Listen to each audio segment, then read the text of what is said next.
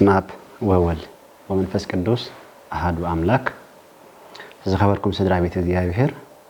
أبرحكم أبقربان كنكم نزق على السمع زلكم فقرات أملاك ቅዱሳን ክትኮኑ ተጸዋዕኩም ኩልኩም ስድራ ቤት እግዚአብሔር አቦታትን አዴታትን አህዋትን ሐትን እግዚአብሔር አምላክና ዘፍቅረኩም ናአምላክና ለማተፍቅሮ ኩላትኩም አብዘለኩም ሰላም አምላክ መስኻትኩም ይኹን ቅዱስ እግዚአብሔር አምላክና ናብ ብርሃነትን ሳይው ብርሃነ ሰላም ስለዘብጽሐና ስጋና ናብ ዝቅደሰሉ መንፈስናውን ናብ ሰማያት ናብ ተዓርገሉ በትንሳኤኡ ናብ እንተንሳአሉ ወርሓት ቅዱስ እግዚአብሔር አምላክና ንኹላትና ነተዘሐለፈ ናይ እሽነት ዘመን ናይ ኃጢአት ዘመን አምላክ ይቅራይሉ ናብ ዘመን ዚ ናብ ሰዓት ዚ ምስ ክርስቶስ አምላክና ናብ እንተንሳአሉ ወርሓት ክርስቶስ ኢየሱስ መድኃኔ ዓለም በደሃነ ሰላም ስለዘብጽሐና ናይ ፍቅር አምላክ ናይ ቅዱሳን አምላክ ቅዱስ እግዚአብሔር አምላክና ሎም ኩሉ ሰዓን ንዘላለም ዓለም ምስጋና ይብጽሐዮ ቅዱስ እግዚአብሔር አምላክና ከምቲ ቅዱሳን አቦታትና አብ ዘመነው ምን አብትንሱ ዘሃቦም ወርሓትን ሰዓታትን ዘመናትን ስለዝባርኾም ስለዝቀደሶምን በተናኦም ዝባርኾሉ መንገድን አናን ህዝቡ ናአና ለደቀውን ከባርከናን ከቀደሰናን ወረስ መንግስተ ሰማት ከገብረና ደጋዓዶም ንቅዱሳን ከገብረና አምላክና ሰናይ ፈቃድ ይኹነልና እግዚአብሔር አምላክና ብጾት ኩሎም ቅዱሳን አቦታትና ነቢያትን ሐዋርያትን ጻድቃን ሰማዕታትን ሁላትን ጸሎትና ይስማዓና ሐሳብ ልብናውን ይስምረልና نهوتن سيو دسيبلنا نهوتن سيو دسي حرايم بارزحتو اب وانجيل يوحنس امراف اسرا اقوز 17 ኢና ንረኽባ ጎይታ ኢየሱስ ክርስቶስ ካብ መቃብር ምስተንሰነፈ ለማዕዋን ዝተገለጸላ ነፈለ ማዕዋን ንኽትሪኦ ዝፈቀደላ ንማርያም መግደላዊት እዩ ቅዱስ ዮሐንስ ወንጌላዊ ቆሙ ይዝብል ኣብ ወንጌሉ ኣብ ምዕራፍ እስራ ቅድም ኩሉ ዝደኸመትን ሓለፋ ኩሉ ዝጻዓረትን ንሳእያ ንጴጥሮስን ዮሐንስን ከይዳ ዝነገረቶም እተ መቃብሩ ባዶ ይዘሎ ጎይታና ተሰሪቁ ከይከውን ኢላ ዝነገረቶም ንሳእያ ንሶም መጽዮም መቃብሩ ሪኦም ንድሕሪ ድማ ተመሊሶም ንሳግናዊ አተሪፋ ነራ ተበክኒራ አው ድማ ተነብዕ ነበረት ይብል መጽሐፍ ቅዱስ መላእክት ተገሊጾም አዛሪዎማ ንምንታይ ተበኺሎማ ጎይታ ክርስቶስን ተገሊጹ ንምንታይ ተበኺድማ ይልዋ ማርያም ልምጽዋዓ ኸአ ረቡኒ ንስሙ ኻና አሚና መምህር ኢላ ድማ ጸዊዓቶ ብድሕሪ ጎይታ ክርስቶስ ገና ናብ አቦይ ስለዚ ዓረኩ አይቲ ተንኪን ይልዋ ግን ስለምንታይ አይቲ ተንኪን ይልዋ አይቲ ተንኪኒ አይቲ ሐዝን ማለት እንታይ ማለት እዩ እንታይ አኽትገብር ፈቲና ነራ ነሳ ክትንኪዮ ክትሕዞ ዲያ ፈቲና ነራ ክርስቶስ ካሆም ኢሉ ተዛሪቡ ግን ስለምንታይ አብ አገልግለቱ ቅድም ስቅለት 3 ዓመት ከምህር 3 ዓመትን 3 ወርሕን ከምህርን ክሰብኽን ከሎ ብዙሕ ሰባት ይሕዝዎ ይትንክፍዎ ይጻጥዎ ድማ ነይሮም ይደፍእዎ ኸ ነይሮም እቶም ብእምነት ዝሕዝዎ ዝነበረ ግን ከም ዝሓወዩ ከም ሰፈወሱኻ መጽሐፍ ቅዱስ ይነግረና ንኣብነት እቲ 12 ዓመት ደም ዝፈሳት ዝነበረ ሰበይቲ ብእምነት ያተንኪፋቶ ካልኦ ሰባቱን ዘፈር ክዳኑና ተንከፉ በእምነት ማለት እዩ ይሓዊን ይድሕኑ ነይሮም እዮም ካልኦት ከዓ በዘይ እምነት ይሕዝዎ ይጻጥዎ ይደፍዎ ከም ዝነበሩ ከዓ ይገልጽ እዚ ቅድሚ ስቅለቱ ቅድሚ ካብ መስቀል ምትንስኡ ዝፈጸሙ እዩ ካብ መስቀል ምስተንስአ ግን ንማርያም መግደላዊት መጀመሪያዋን ኣይተሐዝኒ ወይ ከይቲ ትንኪኒ ኢሉ ተዛረባ ስለምንታይ ንዝብል ብዙሕ ሰባት ነናቶ መግለጽ ክብሉ ይኽእሉ ኾኑ እቲ ኣብ ቤተክርስቲያን ዘሎ መግለጽ ግን ስለምንታይ ተንክፈኒ ይልዋ ንዝብል ነጥብ ብፍላይ ካብ ቅዱስ ዮሐንስ አፈወርቅን ቅዱስ ኤፍሬምን እውን ከም ዝገለጽዎ ከምቲ ካልኦት ሰባት ብፍላይ ከዓ ምስናይ ቶማስ ኣነጻጽሮም ዝብልዋ ኣይኮነን ጎይታ ኢየሱስ ክርስቶስ ብዛዕባ ቶማስ ኣብ ወንጌል ዮሐንስ ኣብ ምዕራፍ 10 ካብ ቁጽሪ 27 ጀሚሩ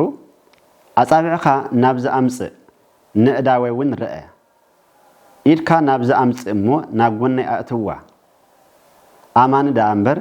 ዘይኣማኒ ኣይትኹን በሎ ይብል ዘይኣማኒ ስለ ዝነበረ ሰምን ሙሉእ 7 መዓልቲ ሙሉእ ከይኣመነ ተጠራጢሩ ስለ ዝቐነየ ርኢናዮ እኳ እንተበሎ ሐዋርያት ንሱ ግን ክርኢ ከኣለ ከኣምን ኣይከኣለ ንሱ ግን ከኣምን ኣይከኣለ ምክንያቱ ክሪዩ አሎን ዝብል ሐሳብ ነይሩ ሰድቃው ስለዝነበረ አቦታት ካወገን ሰድቃውያን ነይሩ ይብሉ ሰድቃውያን ጋር በትንሳኤ ሙታን ዚአምኑ እዩ ስለዚህ ካውን ለዓለክ ጠራጠር ስለዘይደለ ጎይታ ኢየሱስ ክርስቶስ አማን ደአምር ዚአማና አይትኹን ስለዚህ ከም ትክትብሎ ዝቀንኻ አዳዊ ናብ ጎኑ ከየተኹ አበጻብዕቱ ዘሎ ምልክት ና ሽንካር ከይራአኹ بعيني كيراغو سي امني كتبلو خم زقنخ نعمبار ادا كنا نعيتو امانه دا امبر زي امانه ايتو كنيلو توماس سلامنتاي كحس تداليو سلامنتاي اكلنا كريستوس كتنكف تداليو نمنتاي تنكفني حزن يلو غيتا كريستوس زي امانه سلازنبر ايو اذا سبيت زي ادما زي امانه سلازن انت دا نيرا خوينا غيتا كريستوس نسمو خان انت زي امينا كتنكفو ينيروا ግን ማርያም መስበለኻ ንስ ሙኻኑ ፈሊጣን አሚናን እያ ክትሕዞ ድማ ተደልን ይራ ጎይታ ኢየሱስ ክርስቶስ ግን አይቲ ተንኪን ኻይልዋ ስለዚህ ዚአማነት እንተዳኔራስ ክትንክፎ ይሮ ከም ቶማስ ዚአማኔሩ ክትንክፍ ድማ ተፈቅደሉ ተንኪፍዎ ጎይታይን አምላኽን ይሉ ኻ መስኪሩ ንስ ሙኻኑ ስለዚህ ንሳ ስለምንታይ ኮሙ ተባሂላ زي أمانيت سلز نبرت كاي نبل توماسون زي أماني نيرو نخأمن كتنكفن تباهلو نخطأمن كتنكفني رو ግን أيتي تنكفني خالا وغيتا إيسوس كريستوس ويس كم تخالوا السبا زبلوهم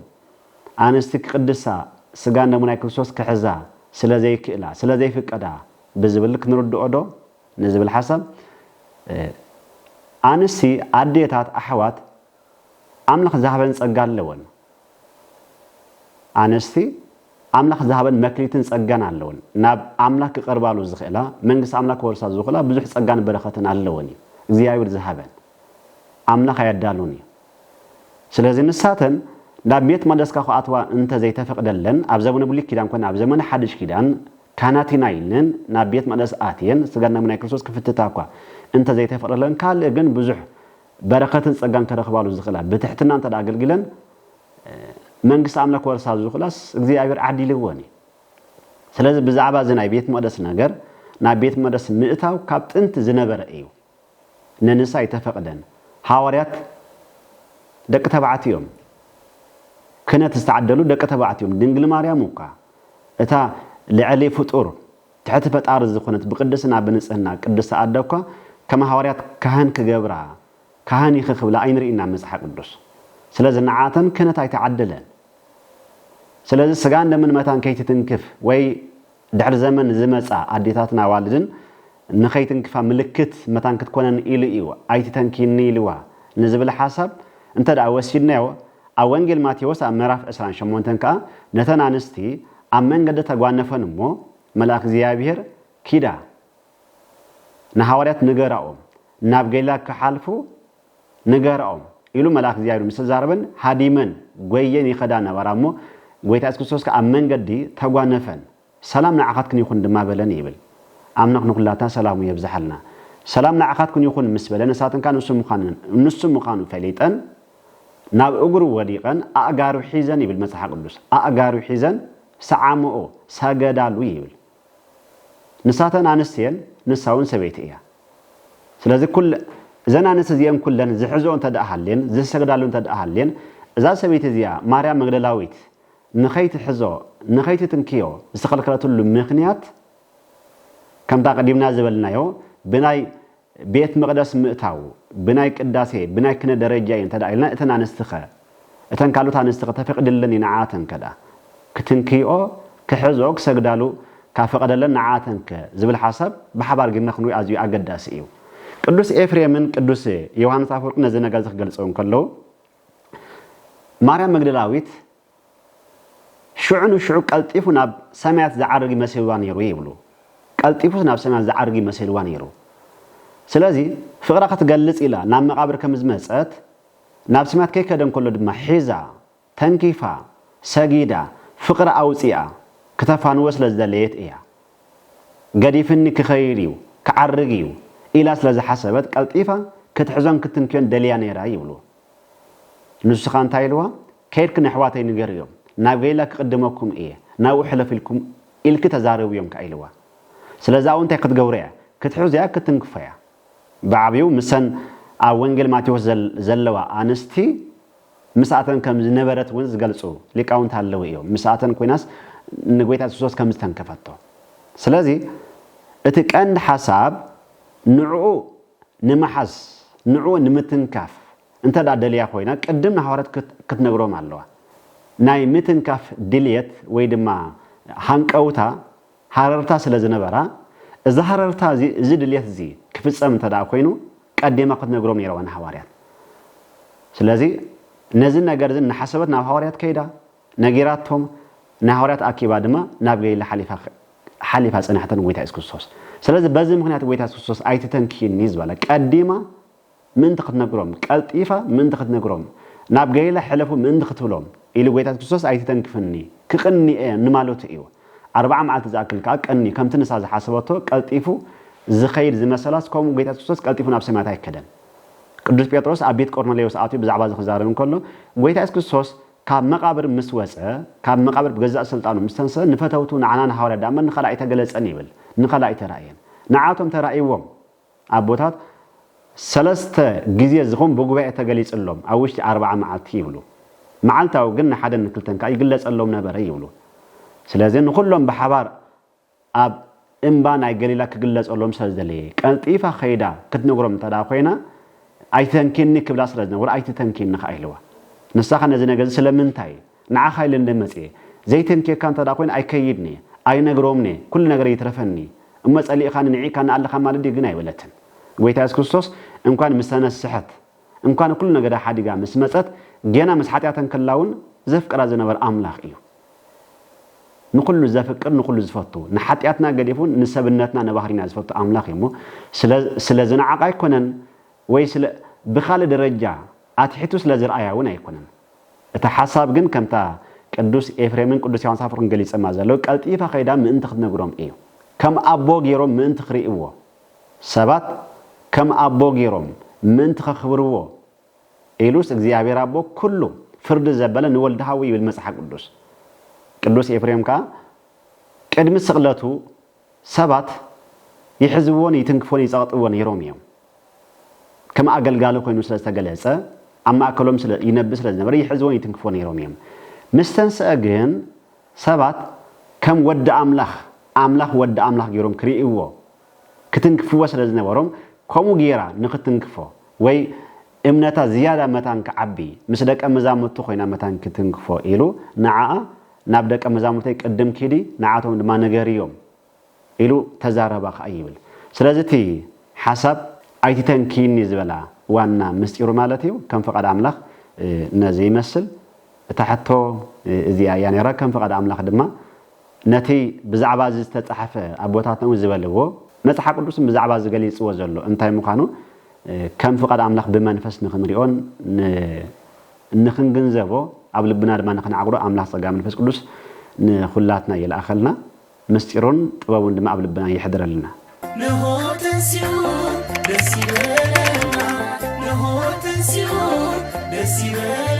حراي مرزيا حتى زياون أب وانجلي يوحنس أمراف إسراء أقصري عشان تشوعات إن عن رخبة نماريا مقدلاويت قويتاس كوسوس كزاربان كله جنا ناب أبوي سلزي عركو أي تنكيني مسألة جناخه ناب أحواتي كيدي أمو ناب أبوين أبوخمن ناب أملاخين أملاكم عرقالوخ باليوم إلوانيرو ناب أبوين أبوخمن ناب أملاخين أملاكمن ويتاس كريستوس أملاخ اللوديو أملاخ اللوديو زبلسا بزحيو نوعلو أملاخ أنت داخلون سلمتاي أملاخي إلو نجزيابي ربو سوي أوه ويس كاب جزيابي ربو تحس لزبل نسل زبل إيو سلمتاي كمزيلو نمنتاي علامة زبلسا بزحيو بزخنا ويتاس كريستوس مانيو أملاخ ود أملاخ كاب برهان سرخبة برهان كاب حق أني أملاخ سرخبة حق أني أملاخ إيو مسحق قدوس كوم يزبل بلي كيدان كريستوس كاب دنجل مرام بسلا خيتا جلس أنكلو اتزمت مسيح أملاخ مخانو مسفن سلام مخانو أبو كل مخانو نقول زفتر نقول زحلو زمجب نص مخاني زجلس سلاز قويتاس كريستوس مس أبو معر سلطان زلوا إيو سلطانهم حنتيا فقادهم حنتيا ملكوتاو سرحهم مجبوتهم نعلم بمفتار نعلم بممجاب نعلم بمحلاف فللي يبولهم فلليوم أبسمني فلليوم أب وشت أو جبرئيو أبو يولد كون ما يسرز ولدك يولد جن يولدني منفس قدوس كاب أبو يسرز جن أيولدن أيسرز إنك أيو بزي فلا لي أيو بسون أبن ولد منفس قدوس تبعهم سووا أيرخون أيو بخالجن كم تقول تاسكوس بعلو أو وانجلي وهنا مرافع عشرة أكثر ثلاثة أنا أبون حدا إنا زبالو بملكوت أو سلطان حدا يوم ولا حنت في اللي يبولهم مفر اللي أنت زي حلي ومسي سلام تايدا ناب أملاكين أملاكم نخيدا الله خيلو بزخانة قوي تاسكوس أملاكيو قوي تاسكوس سبيو فصم أملاكيو كاب أملاك الناس تقول له نجار يبولون فصم سبيو بيجك حتيات كاب سبنت زقول له نجار يبولون فصم أملاكن فصم سبن أملاك وسب أملاكن سبن إلا نسوه سلازي أملاكن تداخلينه نأملاك زربا فصم سبن تداخلينه نايسب زربا خزارب كان نسبوينا أملاكي نمت حدا كان نيلو نتناي قدوس داويد قال نت بزعوز تصحفه تنبيت نمفص عميلو أبناء آدم بوتا آتيو كلا آدم سلازخونه أملاكي نمت حدا كان نيلو نوعلو جن أملاك عندي سلاز أبزخا ناب أملاكين أملاككم يخيل الله خيلو سلاز النسو أملاكي أنت زي بالجين بزحسابات أملاكي دامبر سبع يكون المبولون يروم سلاز بسببنته أملاكي يبل يرو بأملاكنته دما أبويك يبل يرو نعو نايبهاري أبويو نعنا جن زيابير نايتسقى أبونايو نايبهاري أبوتاتنا سدرابيتنا أتهم سنة زلوا إيو أتهم بسقى زولدنا إيو እግዚአብሔር ግን አቦና خبحالن كله بጥምቀት ንሕና ደቁ ክንበሃል በእምነት ደቁ ክንበሃልን ከልና ብጸጋዩ እቲ በባህሪ አቦ ግን ንሱ እዩ ንዑ ስለዚህ በባህሪ አቦ ስለዝኾነ ከም አምላኽነቱ አቦ ይብል ነሩ ከም ሰብነቱ ድማ አምላኽ ይብል ነሩ ነቲ ካብ ድንግል ማርያም ዝወሰደ ስጋ ዝፈጠሮ ንሱ እዩ እግዚአብሔር አቦ እዩ ብምፍጣር አብን ወልድ መንፈስ ቅዱስን አይፈላለዩንም ሓደ እዩ ወልድ ጥራይ ፈጢርዋ ወይ አብ ጥራይ ፈጢርዋ ወይ ውን መንፈስ ቅዱስ ጥራይ ንዓለም ፈጢሮ ክንብላይ ንኽእልና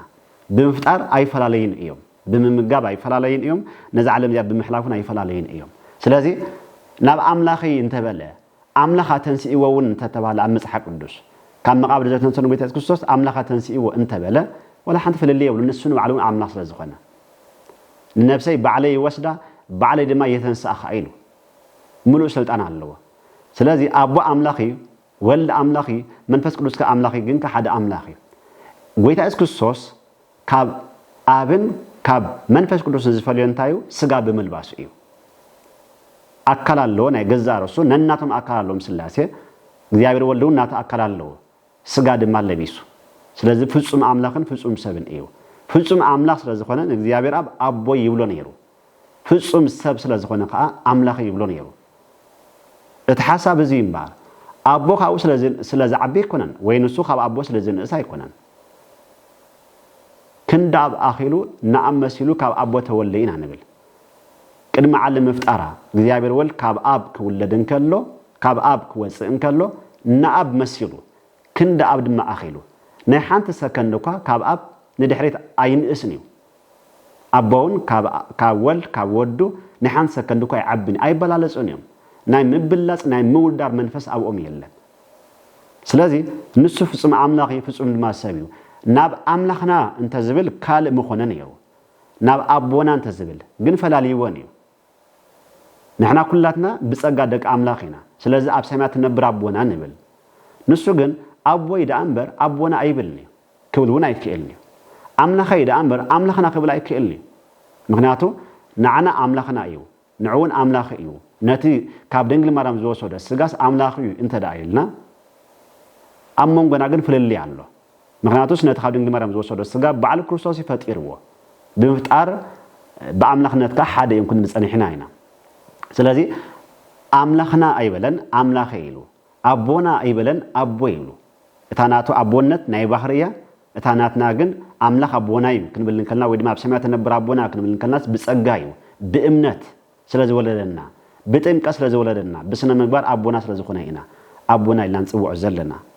ስለዚ ከምቲ ቃል ካብ ልብ ዝወጽእ ክርስቶስ ኢየሱስን ካብ ባህሪ እግዚአብሔር አብ ስለዝተወለ ንዑስ ናይ ባህሪ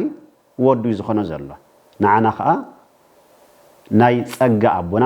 ንሕናውን ብጸጋ ደቂ አምላኽ ተባሂልና ንጽዋዕ ስለዚ በዚ ምክንያት ኢኻ ጎይታ ኢየሱስ ክርስቶስ ናብ አምላኸይን አምላኽኩምን ናብ አቦይን አቦኹምን ዝበለ ስለዚ አቦዩ ከም አምላኽነቱ አምላኸዩ ከም ሰብነቱ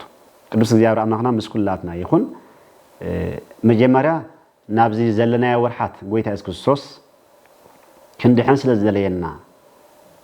ቃላቱ ሰሚዕና ኣብ ልብና ድማ ዓቂርና ነቶም ዝሓለፈ ቅዱሳን አቦታትና ክንመስል ነቶም ዝሓለፈ ቅዱሳት አንስቲ ክንመስል ነቶም ዝሓለፈ ቅዱሳን አቦታትና ክንመስል አሰሮም ክንስዕብ እምነቶም ክንስዕብ ስነ ምግባሮም ክንወስድ አታ ነሳቶም ዝተጋደልዋ ገድሊ አታ ነሳቶም ዝሓለፈዋ መንገዲ ባኽ ንሓልፍን በታንሶም ዝሓለፈዋ መንገዲ ንሓለፍና ፍጹም ዝኾነ ገድሊ ተጋዲልና ንቅዱሳን አቦታትና መስልና መንግስቱ ጽቁል መታን ክንወርስ ኢሉ እግዚአብሔር አምላኽና ምስ ብዙሕ እሽነትናን ክፍአትናን በደልናን ናብዛ ሰዓት እዚያን ናብዛ ግዜ እዚያን ስለዘብጽሐና ብትንሳኤው ነኸተንሳአናውን አምላኽና ሰናይ ፈቃድ ይኾኑ ንኹሉ ነገር ይሕሊፉ ገዲፉ ናብዚ ግዜ እዚ ስለዘብጽሐና እግዚአብሔር አምላኽና ንኹላትና ነዞም ንሰምዕ ዘለና አቦታተይን አዴታተይን ሓዋተይን ሓተይን ኩላትኩም እግዚአብሔር አምላኽና ጸጋን በረኸትን የብዝሐልና ስለኹል ነገር ንአምላኽ ምስጋና ይብጽሐዮ እግዚአብሔር አምላኽና ነዚ ሓመሙ አቦታትና አዴታትናን ፈውሰ ምሕረት የውርደሎም